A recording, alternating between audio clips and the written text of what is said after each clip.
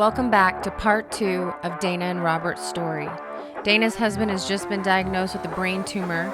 He's in palliative care, and the world is shutting down due to a global pandemic. This is Every Widow Thing. And I remember there were 2 nights that were really, really long. And the first one was that January 1st, that night that we stayed in the hospital waiting to find out what type of tumor it was after the first MRI. And then the next one was that night when she called and said, I'll be there at 8 a.m. I'll never forget her coming in and telling us. So we found out like February 25th, and he ended up getting really sick and ended up being hospitalized at MD Anderson and was in palliative care when COVID hit. So that was February 25th. March, COVID hits. Kids' school closes down. I'm at MD Anderson. I have to hire a new nanny, so I have somebody to come there to help. And are they allowing you to stay in the hospital? Because they that allowed shuts me down. to stay, but then I remember one day my girls had just come in and wanted to go see their daddy. It was the first day they had come in to see him and hadn't seen him like in probably a week. And they stopped him and said no. And I said, no. They're on the list because I'd already talked to the chaplain and other people. I was like, no. They're on the list. They're allowed to. No children under 12. I'm like, yes, you call. I mean, I just started. What was that rule all about? Because children are, COVID, germ carriers. And it was like, COVID. But it was limited. I mean, they would go in and see him and then leave, and then we'd come back. And but they did help me make sure the girls understood that this was not curable and that he was going to die. So the day that they found that out, we were actually in a waiting room in palliative care, and they helped me talk to the girls. He spent 10 days at MD Anderson in palliative care because they told us pretty immediately that he wasn't going to qualify for the Moonshot program and that really they wouldn't do anything. What's the Moonshot program? Is that like a trial? Yeah. Like it's some like kind trials. of immunotherapy or? It's trials. And I don't remember specifically which one we were going into, but they said that he just didn't meet the parameters because he was already way too sick. Yeah. I don't know who could meet parameters on a glioblastoma. It's just, I think because of the location of it too. It was affecting his ocular nerve and his inner ear. So when he would sit up, if he would try to sit up straight, his whole body would lean. He would lean because he couldn't regulate. It's like having terrible vertigo. So how is he reacting to this news? And you as a couple, what kind of conversations are you having? Can you even have difficult, long, or even meaningful conversations? They were not long,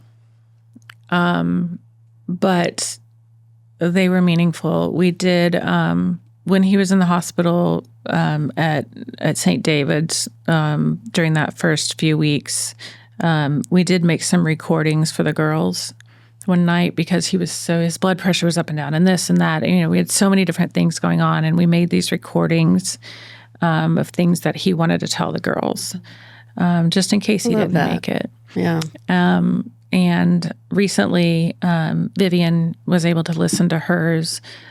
She requested to listen to it, and I wouldn't let her.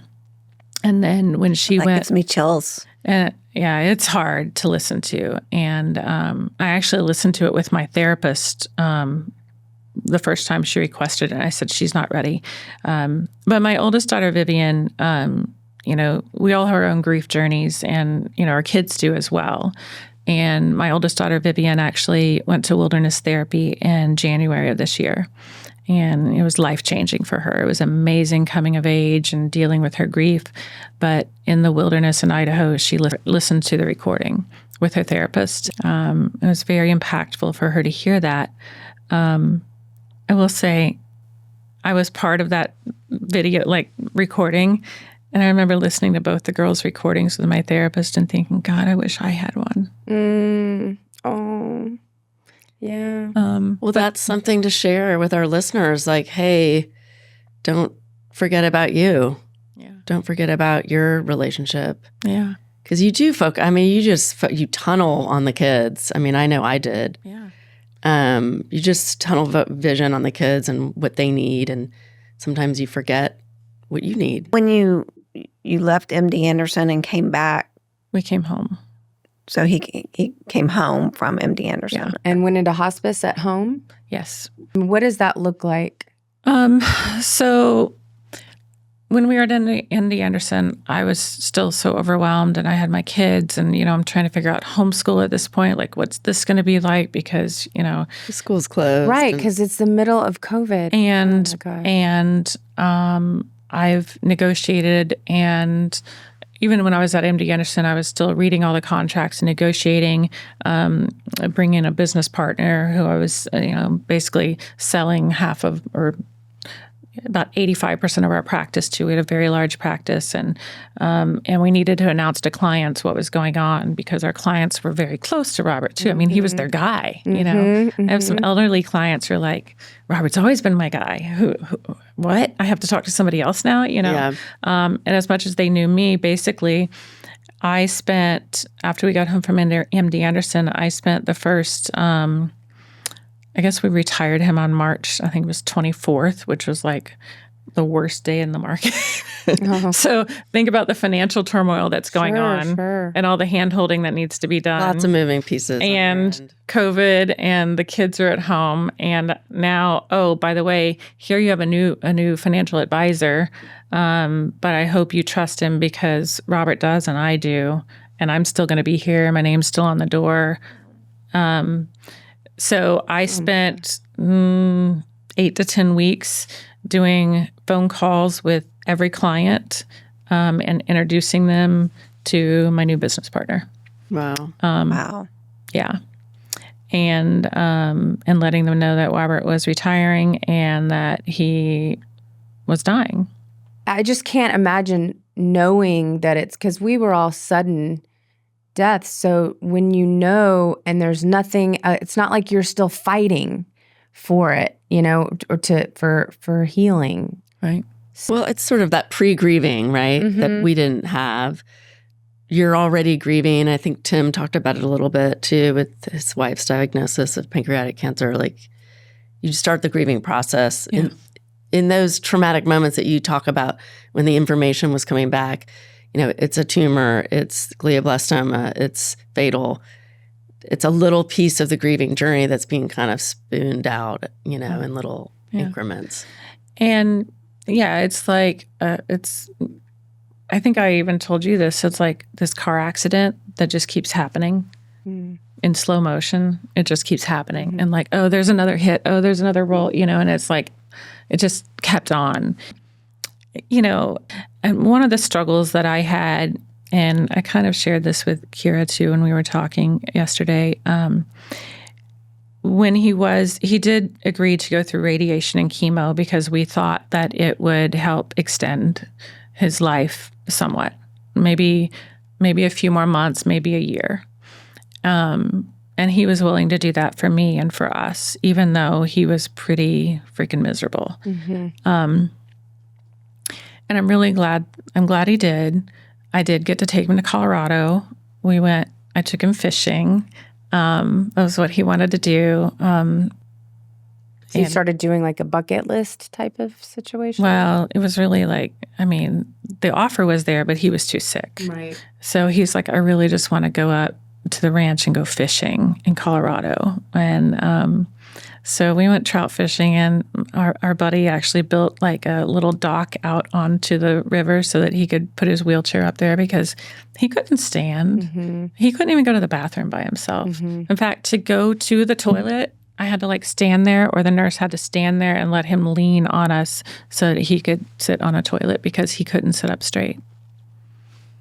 So he had, just to transfer him from a car to a wheelchair was, it was physical, the whole thing. Like, it was very much lifting him everywhere, carrying him, holding him.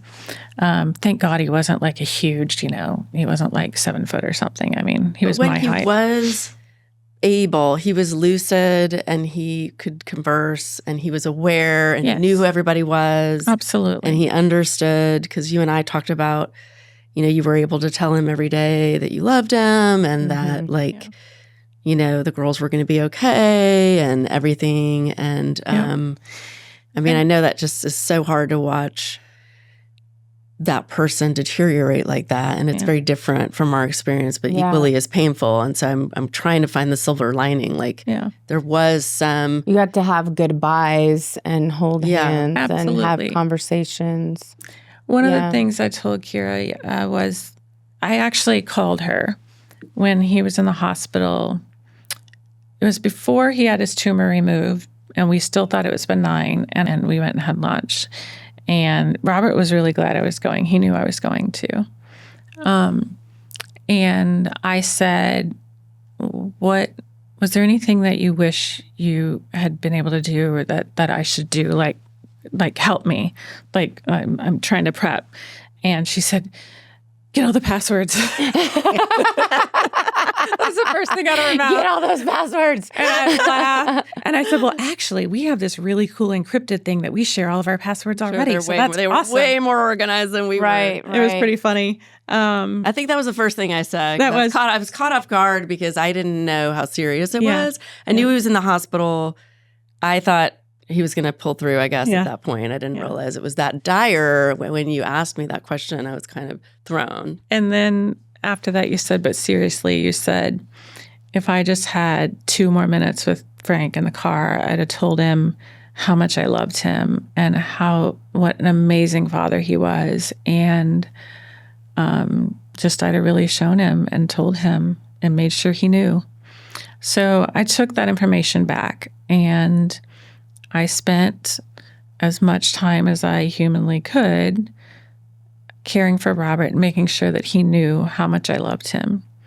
And I did consult with him on a lot of things. We were kind of talking about financial things. I even said, "Well, what kind of car do you think I should get for the girls when they're 16?" I mean, we those talked little about things. Sure. That's really cool.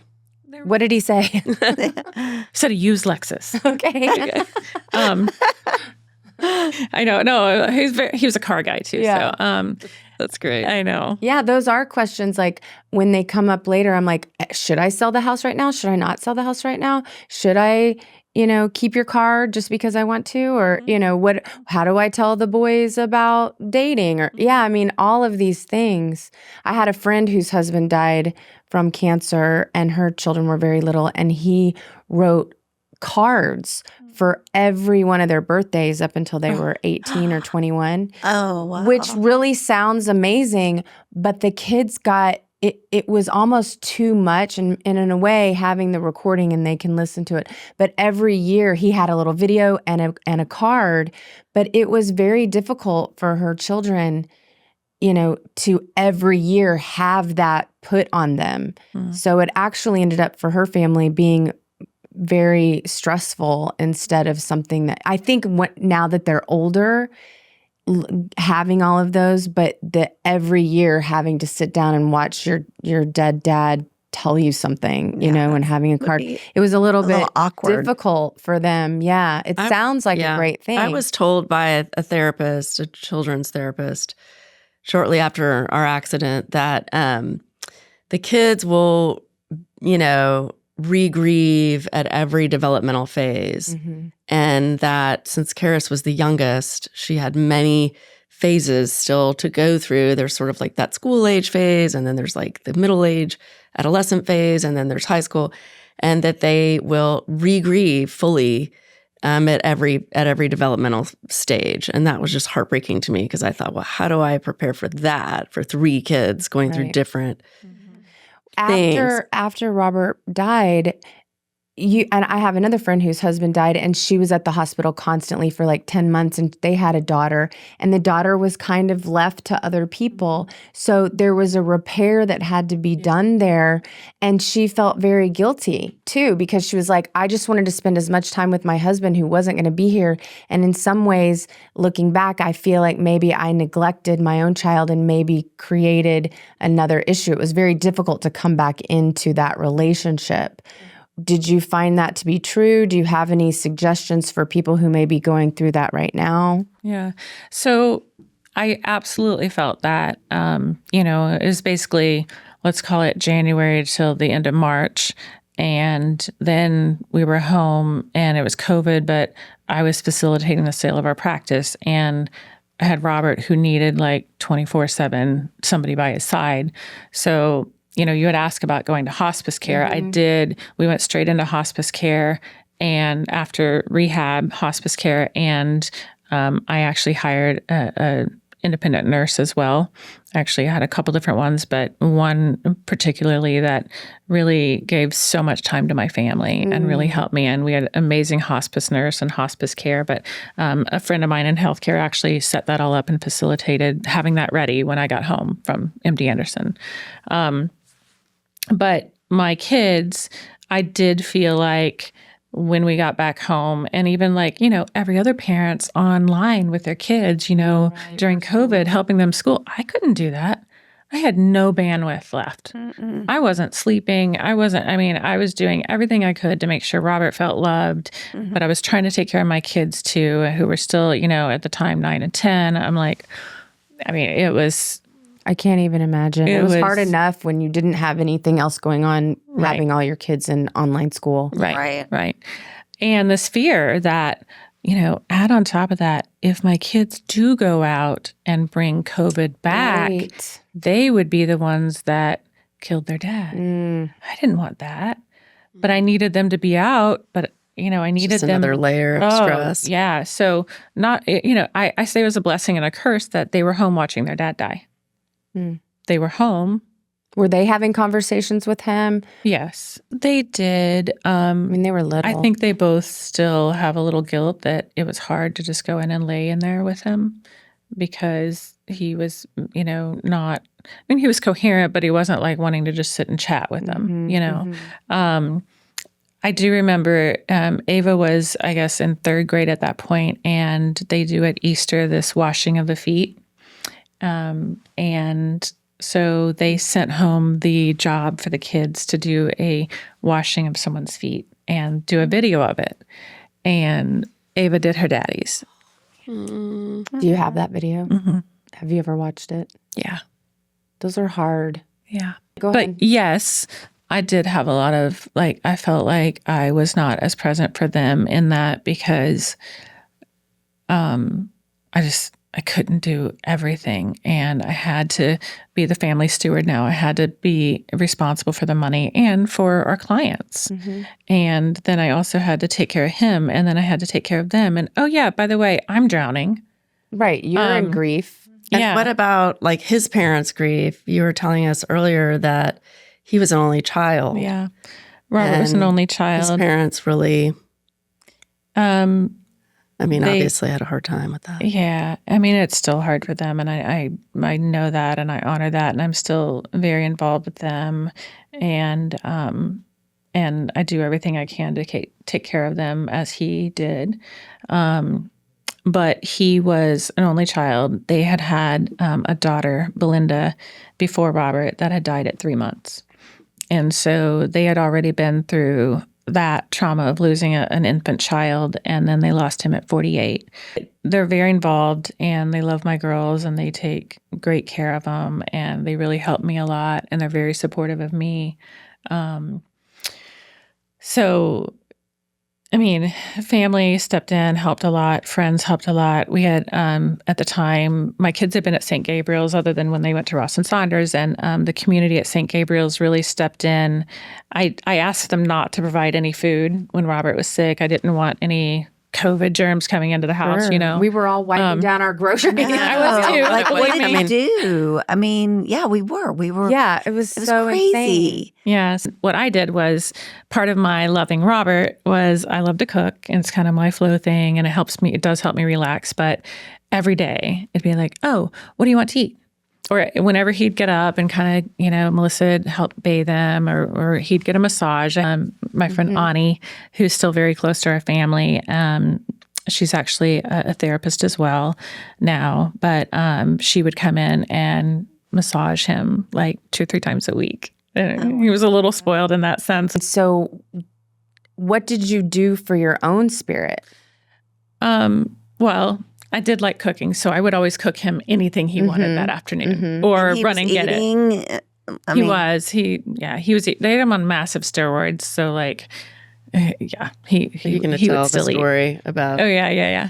So, well, we both love Clark's, so we would go to Clark's a lot. And Yeah. one of the funny stories was Melissa, the nurse, would help drive because I would sit in the back to kind of hold him because he did like kind of lean a little. So I would usually, and it took a lot just to get him in and out. So she would help, and so I would hold him. And he often wanted Clark's, so we'd go by Clark's and get a lobster roll, and they had those shoestring French fries. Yes. Yeah. Well, imagine trying to feed those to Oh, a man. person next to you in the car. I was like, Oh, that "Here, is- open your mouth wide," and I'd like stick. I hate fries. shoestring French So- fries. Oh, but they're so good. It's a love-hate relationship. I don't like them. You can't They're put the really ketchup good, on there. but they They're come tiny, in sort of like a net. It's like a nest. Yeah.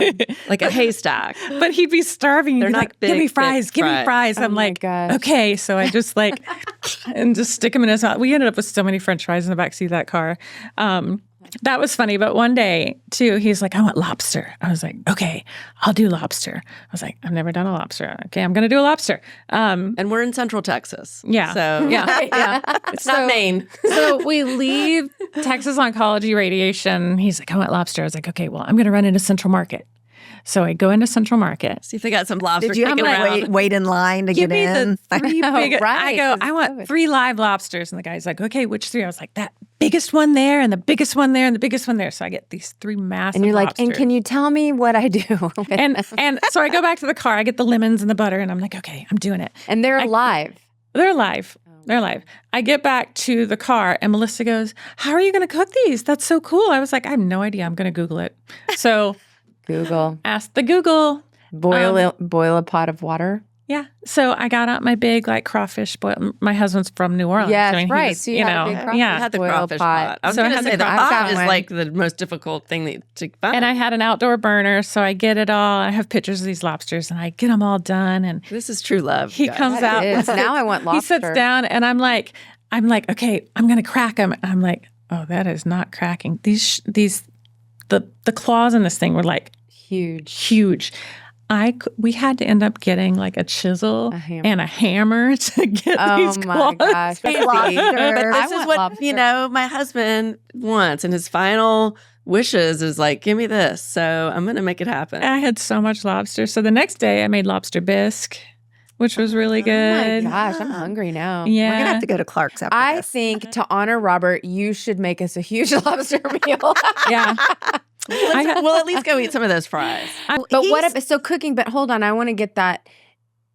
Cooking is one, Oh, but what taking else do care of you me. do for yourself? How did So- you find time for yourself, or did you? So the only thing that I did, I started going to Pilates. I didn't want anybody around me. I was going to one lady with a mask, Mm-hmm. Yeah. one lady and her dog, and she was doing like some energy work and like how I was holding energy in my body and Pilates. And I got so strong, and it was amazing. Oh, that's and I loved awesome. it.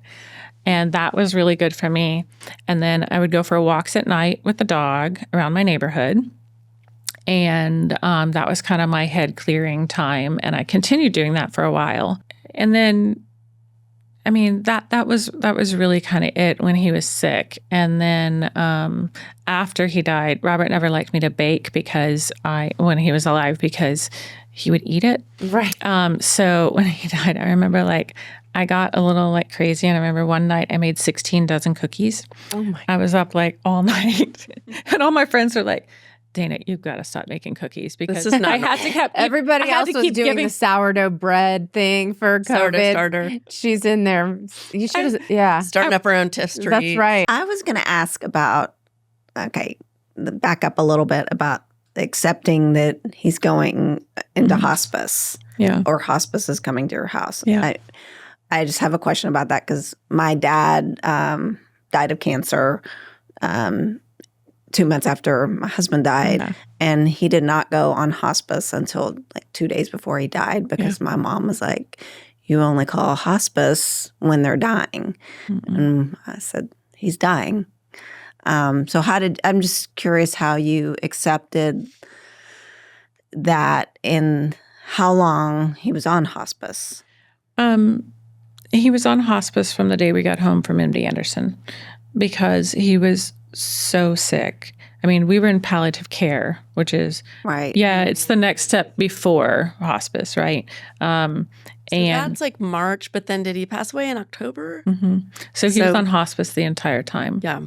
It's not unheard of for people, from what I understand, to be on hospice up to a year. Yeah, that Yeah, was it just can be. It's basically if they know you're going to die within the next 6 to 12 months. That's usually right. or when it's just completely And terminal. you were like obviously accepting and like, yes, come in. Well, we needed the support. You needed I help, wasn't yeah. saying he's dead. I just said, yeah, I need the support. need help. And a lot of times they won't let you if you're doing like radiation or chemo, but because it's a glioblastoma and you're going to die anyway, all it does is prolong it, possibly. So Still considered. it's still meets the considered criteria. Yeah. What would you tell someone that's starting this journey for themselves? Get passwords. Get your passwords. That's it. That is a absolute true statement, by Yeah. the way. I would, in addition to what Kira said about making sure they know how much you love them, and I thought about a lot of things. Like I was like, oh, let's do this video, and you tell about your life story. And he didn't have the energy. He didn't feel like doing that. We didn't have. I mean, he didn't feel like writing. He didn't feel like recording a video or more, voice recordings. I mean, he really didn't. He could talk to me. And Did you write stuff down? I did. I wrote down some stuff he would do, and I would put in some notes. And a lot of the conversations centered around financial things that he felt like I needed to know or needed to do.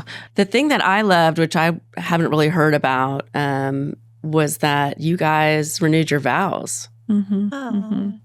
So, And whose idea was that? Was that well, it's something kind he of, wanted to do? kind of a funny thing. So we like to laugh. We went away and got married in Hawaii, and we had been engaged for 3 years, and we decided like 2 weeks before finally that we were going to get married. I was like, oh, okay, finally. And so we went away to Hawaii and got married, but we didn't have like a Catholic Ceremony. Service. sacrament. And we kept saying we're going to do it, and then our priest retired, and like we didn't, and we kept not doing our sacrament. So Were you guys not married in the eyes of the Catholic Church? no, we're living in sin. Ooh, Well, for dicey. people who aren't Catholic, what is the sacrament? Is it just doing like a mass during the? It's basically having the priest make your marriage blessed and legit. Yeah, it's It the marriage legitimizes sacrament. it. It legitimizes And it the Catholic. in the eyes of the Catholic, Catholic in the eyes of the faith Catholic world. faith, Yes. yeah. And, I mean, Robert and I were having many conversations then around, the possibility of cremation, because at our church, we have what they call a columbarium, which stands for like Dove's Nest. And there's 2 spots in each one. And I was looking at different burial places in Austin, and I was like, basically we're going to drive outside of the city, or there's one central Austin, but I mean, there's just not a lot of great options. And I said, but if you want to be married at our church at St. John Newman, then you have to be cremated. And he just really wasn't like hip on that. And then he said, well, I want to talk to the priest about it. I was like, okay, well, we'll talk about it. And he did. And then he said, well, what do you think? I said, I think it's great. He said, I'd rather be close by you guys and know that you would come to see me, every Sunday instead of, or after church, instead of having me out where it'd only be every once in a while. And I think some of that just strikes on your, like, he wants to make sure he's remembered. I would never forget him. But, I said, well, if you will do it, I will do it with you. Well, at least that's good, because we all have our guys' ashes and they're just sitting on a bookshelf. I mean, Mine are in the closet. I feel like we need to do something with them, but I'm like, We're in the well, closet over here. Yeah. Like I say, they can watch They us watch you change get dressed. clothes. That's funny. They watch us. I have, okay, so, in my grief, and Robert did end up passing of shingles. He had shingles that last week, and we think that he got maybe a lesion on the brain, but that's ended up what really took him down. And so it kind of happened a little faster than what we thought when that hit. And that's something that nobody tells you is a lot of people with cancer end up getting shingles. So did he get the shingles and then you were like, let's renew the vows? And No, the I'm sorry. Back to the vows. It was COVID once again. And everything was touch and go every day. It was like, oh, does he feel well enough to do this? Does he feel well? And we did end up in April. And I want to say it was April 20th. It might have been the 18th. We ended up doing our vows up in the little chapel at St. John Newman with just my girls and my in-laws. And one of our nannies was there just with the girls. And we renewed our vows, and he barely felt well enough to do it. But we went up to the church, and I say vow renewal sacrament, and Father Red did our little ceremony, and then we went down to the grave site where he would be buried, and we took a little family picture down there. And so he went and saw Where he would be. he the chose gravesite. he chose the spot where he would be. He said, "Someday when my girls get married, I'm going to be right there on the right of the right of the aisle." He's bottom right of the aisle, like. Oh, That's awesome. I guess I I'll don't know just if they'll drag get- my guy's box. And what's funny about the ashes, though? Yeah. So we hadn't had time to really talk. I'd bought the columbarium spots, and I bought ones for my girls and then for his parents as well. Oh, wow. Everybody's going to be Everybody there. It's a gets big old buried party there. over there. I ended up, though, when it came down to parting with his ashes and then putting it in there, I was like, well, maybe I should keep some because maybe we want to scatter some. So I'm at the funeral home. I'm like, maybe we want to scatter some. And I was like, well, how many cases? I need don't a little know. to-go I don't know. baggie. I don't Yeah, know. they do. And then I was like, well, maybe I should do one of those diamonds that they make. Like, well, maybe I should do that. Well, maybe, and it was too many things to decide. And I was like, how about you just keep about half of them? They're like 2 cups. I'm like, great. Yes. Yeah. So where are those 2 cups? Well, they stayed at the funeral home for quite a while because I didn't know what to do. I was like, Right. I don't know how to deal with this. deal with them. It's life. So finally, only about a month ago, I called my best friend Leslie. I said, can you do something for me? She said, yeah, sure, what? I was like, will you call the funeral home and go get Robert's ashes? She's like, yeah, sure, okay. And she's like, I'll be there on Friday. And I was like, okay. And I was out of town. I was taking my girls to school, and she called me. She's like, okay, where do you think they should go? I was like, you are so awesome. I was like, somewhere in my study? She's like, I was thinking that too. She's like, okay, I've rearranged the shelves. They're right here. I got the ashes. So you know what? I'm going to move forward. As I said in my eulogy, I will never move on. He will always be here with me, but I will move forward. I took on a little motto, and I think it's so funny because your opening intro says it, and I wrote on this piece of paper on my desk, said, thrive, not just survive. Mm. And I said, that's going to be my goal. I'm going to thrive, not just survive this. So one of the things that when you have a spouse that's dying of cancer, the craziness comes out of the woodworks. Like, oh, you can cure it with this. Oh, right. Yeah, here's this, Lick this toad. her horse dewormer, which, yeah. Right. Crazy stuff comes out of the woodwork, right? I mean, crazy, crazy stuff. So it's so hard when those things come about. And even we considered doing him being a part of a trial, but everything couldn't happen fast enough.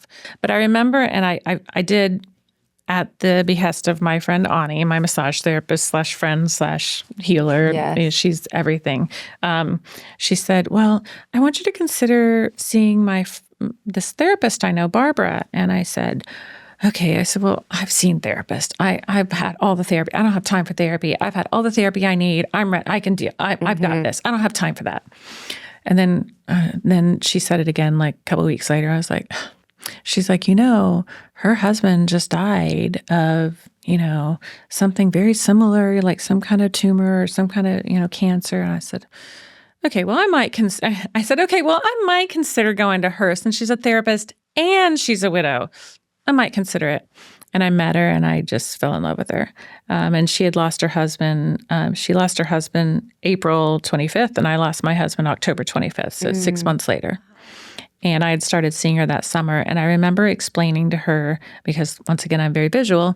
I remember telling her one day that I felt like I lived in this state of like, I imagined myself as like this stick figure, like spread eagle over this really pointed mountain. And it was just like splitting me.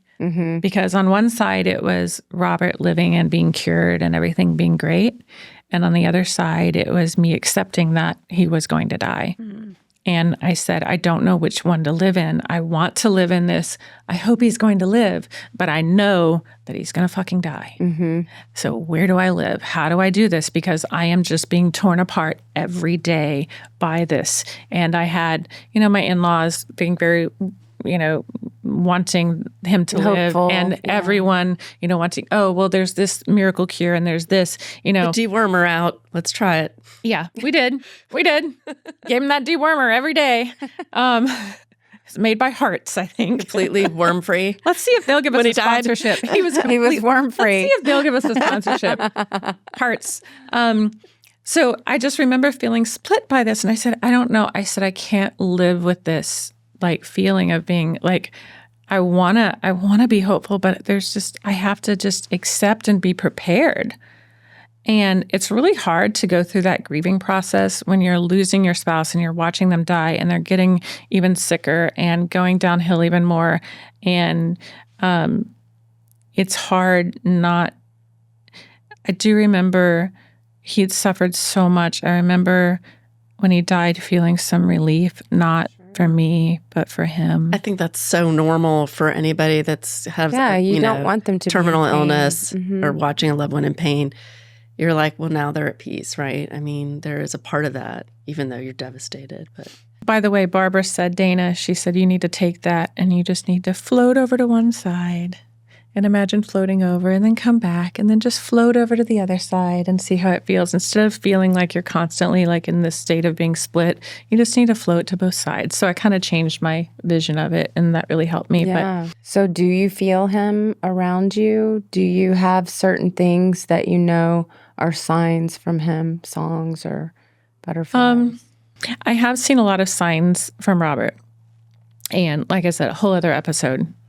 But I recognize now that I don't need to take each sign as a positive or a negative, as an affirmation or a warning, one or the other. I don't need to do it either way.